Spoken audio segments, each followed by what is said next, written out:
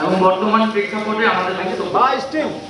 5ই June মহামান্য high court 2018 সালের পরিপত্রকে বাতিল করে যে রায় দিয়েছিলেন তার প্রতিবাদে আমাদের এই আন্দোলনের সূত্রপাত ঘটে। গত 1 জুলাই থেকে বৈষম্য বিরোধী ছাত্র আন্দোলনের অথবা স্টুডেন্ট এগ্রি ডিসক্রিমিনেশনের ব্যানারে সারা দেশে কোটা সংস্কারের দাবিতে আমরা দুর্বার আন্দোলন করে তুলি। আমাদের উদ্দেশ্য ছিল কোটা সংস্কারের মাধ্যমে দুর্নীতিমুক্ত মেধাভিত্তিক একটি নিরপেক্ষ আন্দোলন গঠন করা, যা একটি সমৃদ্ধ বাংলাদেশ গড়ে তুলতে সহায়ক হবে। কিন্তু শিক্ষার্থীদের শান্তিপূর্ণ আন্দোলনে সরকারের দায়িত্বশীল ব্যক্তিরা বিতর্কিত অনুষ্ঠানে বক্তব্য দেয় এবং পরবর্তীতে ছাত্রলীগ এবং যুবলীগের সন্ত্রাসী কর্মকাণ্ড এবং আইন শৃঙ্খলা বাহিনীর অন্যায়ভাবে দমন পীড়ন ও হামলা মামলা চালিয়ে এক রক্তক্ষয়ী পরিস্থিতি তৈরি হয়, যেটি অনাকাঙ্ক্ষিত ছিল।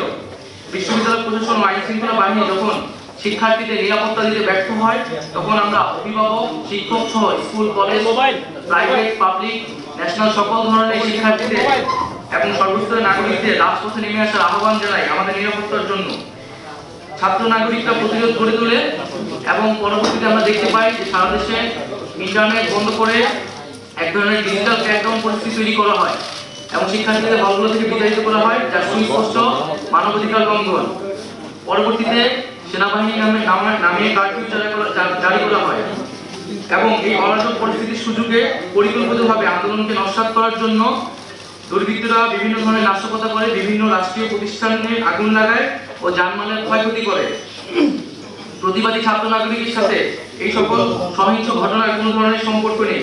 এটা স্পষ্ট সরকারের দায়িত্বহীন আচরণ ও দমন-পীড়ন নীতির জন্য এই অরাজক পরিস্থিতি তৈরি হয়েছে। এর দায় সম্পূর্ণ সরকার আইন শৃঙ্খলা রক্ষা ও জনজীবনের নিরাপত্তা দিতে ব্যর্থ হয়েছে। এখন সমগ্র পরিস্থিতির দায় শিক্ষার্থী ও বিভিন্ন রাজনৈতিক দলের উপর চাপিয়ে সরকার পুনরায় দায় এড়াচ্ছে।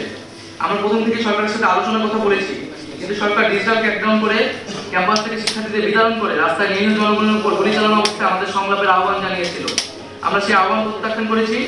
ফলস্বরূপ আমাদের আন্দোলনের 1 নং সমন্বয় মোহাম্মদ নাহিদ ইসলাম অর্থাৎ আমাকে গুম করে 24 ঘন্টা শারীরিক ও মানসিক নির্যাতন করা হয়। অন্য কিছু সমন্বয় সরকারের প্রতিনিধির কাছে তাদের বক্তব্য, কিছু দাবি পেশ করতে গেলে সেটাকে সংলাপ বলে মিডিয়ায় প্রোপাগান্ডা চালানো হয়। গুম, গ্রেফতার, প্রোপাগান্ডা, ডিজিটাল ক্র্যাকডাউন, কারফিউ, রাষ্ট্রযন্ত্রের সকল শক্তিকে ব্যবহার করে সরকার বৈষম্যবিরোধী ছাত্র আন্দোলন ও প্রতিবাদী ছাত্র নাগরিককে ছত্রভঙ্গ করে দেওয়ার চেষ্টা করেছে। করে এখন কোটা সংস্কারের প্রজ্ঞাপন দিয়েছে। রক্ত ও লাশের উপর দাঁড়িয়ে প্রজ্ঞাপন শিক্ষার্থী ও নাগরিকদের প্রতি নির্মমতার আরেকটি ইতিহাস হয়ে থাকলো। কোটা সংস্কার ছিল একটি অরাজনৈতিক ও শিক্ষার্থীদের স্বার্থের আন্দোলন। সরকার এটিকে প্রথম থেকে রাজনৈতিকভাবে মোকাবেলা করতে চেয়েছিল। সরকার বিরোধী, মুক্তিযুদ্ধ বিরোধী, রাজাকারের সন্তান নানা ট্যাগ দিয়ে স্বতঃস্ফূর্ত আন্দোলনকে নস্যাৎ করার চেষ্টা করা হয়েছিল। এত কিছুর পরে আমরা মনে করি মহামান্য সুপ্রিম কোর্ট শিক্ষার্থীদের পক্ষে কথা বলেছেন। সেই অনুযায়ী সরকার প্রজ্ঞাপন দিয়েছে।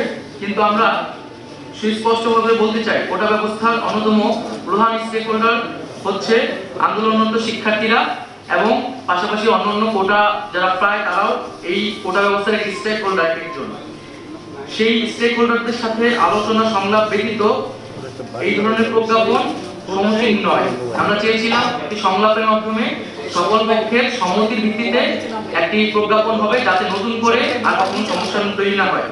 সংলাপের যথাযথ পরিবেশ তৈরি করে শিক্ষার্থীদের অংশগ্রহণ নিশ্চিত করে কোটা সমস্যার চূড়ান্ত সমাধান আমরা চাই।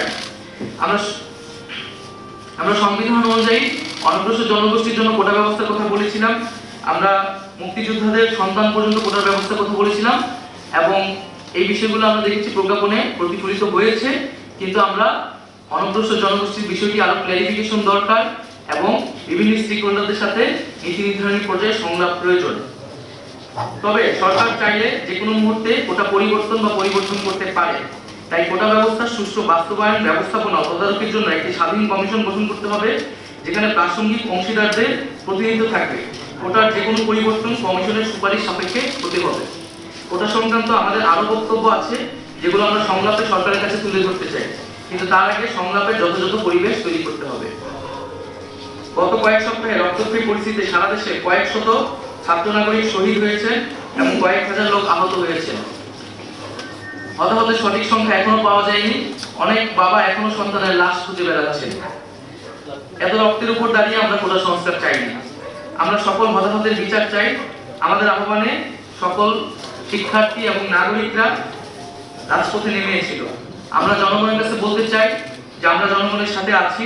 আমাদের চূড়ান্ত দাবি ক্যাম্পাসগুলো খুলে সকলের সাথে আলোচনা করে আমরা জাতির সামনে পেশ করতে চাই। আমরা এখন নিরাপত্তাহীনতায় আছি। আমাদের বাসায় পুলিশ, ডিবি এবং গোয়েন্দা সংস্থার বিভিন্ন লোক যাচ্ছে, সারা দেশে নির্বিচারে মানুষকে গ্রেফতার করা হচ্ছে। আমরা এই পরিস্থিতির অবসান চাই। নিরাপত্তা বাহিনীর কাছে আমাদের আহ্বান থাকবে, ছাত্র জনতার মুখোমুখি আর দাঁড়াবেন না, আর একটি গুলিও যাতে কাউকে হত্যার উদ্দেশ্যে না ছোড়া হয়। এবং আমরা স্পষ্ট করে বলতে চাই, সারা দেশে যে সকল মানুষেরা শহীদ হয়েছে, আহত হয়েছে, আমরা তাদের পাশে আছি, শেষ পর্যন্ত থাকবো। কিন্তু এখন যেহেতু ইন্টারনেট নাই এবং আমাদের সমন্বয়কদের এখনো আমরা অনেকে খোঁজ পাচ্ছি না, তাদের সন্ধান পাওয়া যাচ্ছে না, এই অবস্থা দ্রুত পরিত্রাণ করতে হবে। আমরা সকল সমন্বয়কদের নিয়ে এবং আন্দোলনকারী বিভিন্ন বিশ্ববিদ্যালয়ের শিক্ষার্থীদের নিয়ে জনমতের ভিত্তিতে আমাদের আরো কিছু দাবি দেওয়া আছে এবং এই দাবি দেওয়াগুলো নিয়ে আপনাদের মধ্যে নানা ধরনের বিভ্রান্তি হয়েছে আমরা শুনতে পেয়েছি, সেটা যোগাযোগহীনতার কারণে হয়েছে। আমাদের নিরাপত্তা এবং যোগাযোগ ব্যবস্থা নিশ্চিত করলে আমরা সুস্পষ্টভাবে সেই দাবিগুলা সকলের সামনে পেশ করব। তার আগে আমাদের প্রধান যে বক্তব্যটা হচ্ছে, আমাদের নিরাপত্তা দিতে হবে এবং আমাদের গুম গ্রেফতারের যে হয়রানি সেটি বন্ধ করতে হবে এবং আমাদের ক্যাম্পাস খুলে শিক্ষার পরিবেশ নিশ্চিত করতে হবে। ধন্যবাদ সবাই।